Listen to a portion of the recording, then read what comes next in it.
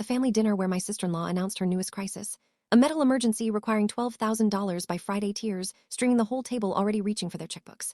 I set a notebook down in the middle of the table and said, before anyone writes a check, I want to read you something. It's a list. Every emergency Danielle has had in the last 5 years with dates and dollar amounts. I've been keeping it. The table went quiet. Danielle's tears stopped just for a second. Let me back up. My sister-in-law spent 5 years extracting money from my family through a rotating series of fabricated emergencies, exploiting the one thing decent families can't defend against, their own compassion. At first, I liked her. We all did. Warm, funny, attentive. And that warmth wasn't separate from her scheme. It was the scheme's foundation. You can't extract money from people who don't care about you.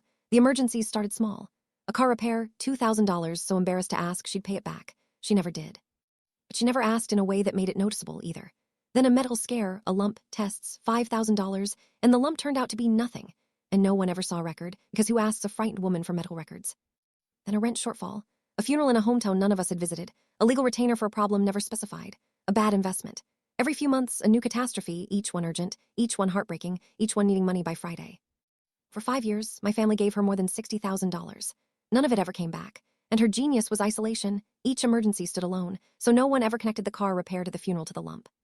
Then, at a wedding, an old friend of Danielle's made a bitter joke. Her old friend group cut her off years ago. She hit everyone up for one emergency after another until nobody had anything left. I couldn't get it out of my head. She'd done this before. To another group, and drained them dry. So feeling like a traitor, I started writing the emergencies down. Every date, every amount, whether it was ever verified, whether it was ever repaid. Backhand index pointing right, full story on the channel, link below.